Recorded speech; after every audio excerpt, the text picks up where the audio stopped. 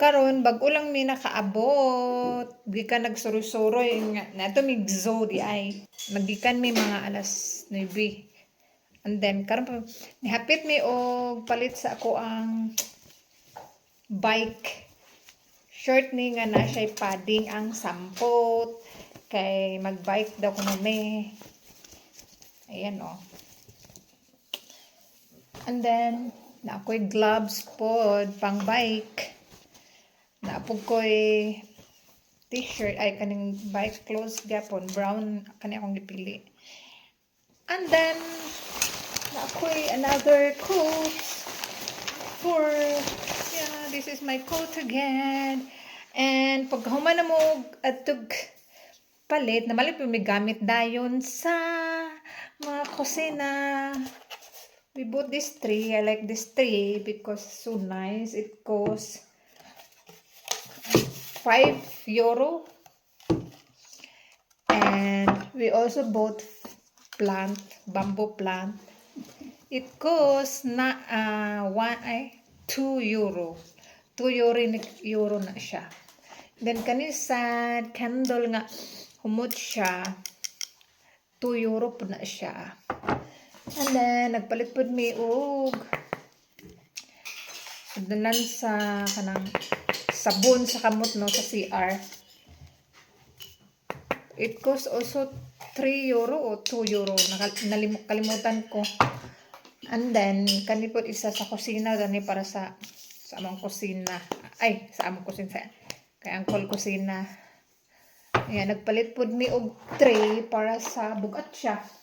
Para sa mga onion ako o kanang mga garlic.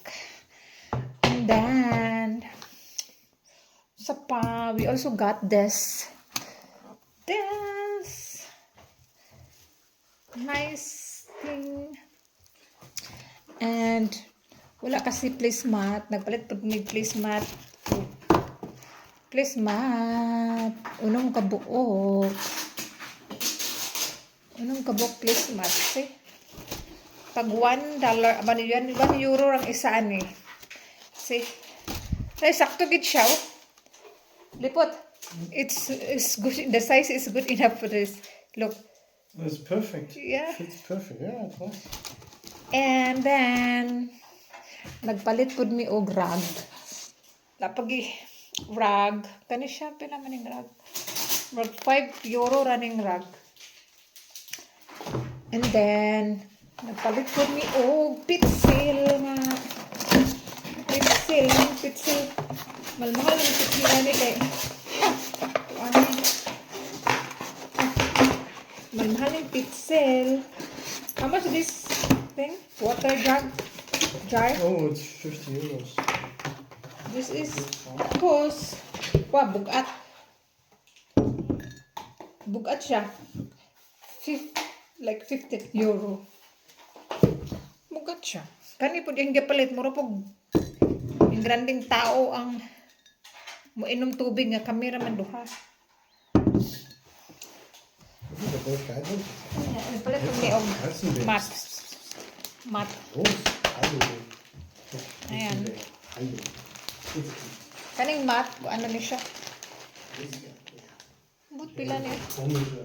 20 man siguro ni. Okay, mga $12 €12 ay. Yun lang. That's it.